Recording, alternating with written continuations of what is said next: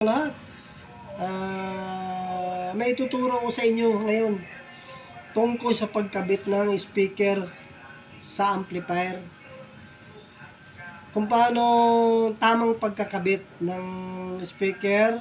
8 ohms to ang ituturo ko sa 8 ohms speaker. 8 ohms na symbol na speaker kung paano magkabit sa amplifier impedance na may 8 ohms. Impedance sa speaker natin 700 times 2 8 ohms siya, 8 ohms. So ito ang ikakabit natin dito sa amplifier, tamang pagkakabit para hindi masira yung amplifier. Ikabit natin kung paano magkabit ng 8 ohms sa amplifier. Yung inasimbol natin na speaker na 8 ohms ha.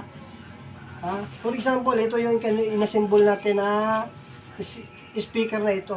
Ganito ang pagkabit. Yan. Isa sa positive, negative. Yan. Bale, dalawang speaker to.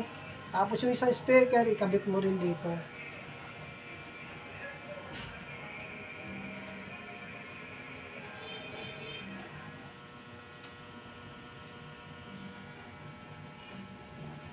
Yan.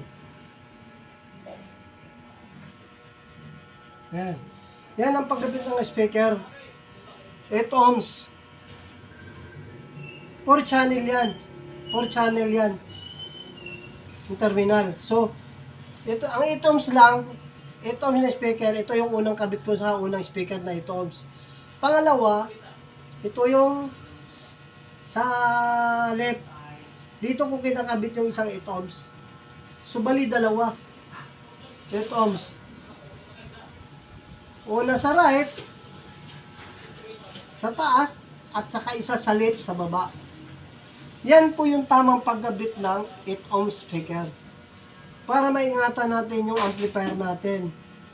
Kasi yung iba, yan sabi nag-iinit. Kasi nga, yung pagkabit nila ng speaker mali. Kailangan, kung ano yung speaker mo, integrated na speaker, kung ano yung integrated na speaker, kailangan sundin mo yung impedance. Ang nakalagay kasi dito 8 ohms. 700 times 2, dalawang speaker. 2 speaker times 2, 8 ohms.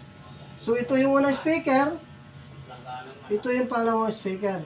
Kaya yan ang tamang pagkabit. Sa 8 ohms. Sa amplifier. Yan ang kabit. Left ay right, left. Diba? Kita nyo naman, ayan. Kitang-kita nyo naman. Yan ang magkabit. Kung ano nakalagay na impedance sa amplifier nyo, yun sundin nyo. Para hindi kayo magtanong at hindi madali masira yung amplifier nyo. At hindi kayo magsabi na bakit uminit na gano'n. Diba? Hindi mag-iinit yan, basta sundin mo lang yung nakalagay na impedance. Kung paano, kung inasimbol nyo, nakalagay 8 ohms, ganyan yan, nakalagay 8 ohms. Sundin nyo, yun ang ikabit yung speaker, ganyan ang pagkabit, 8 ohms, ganyan ang pagkabit.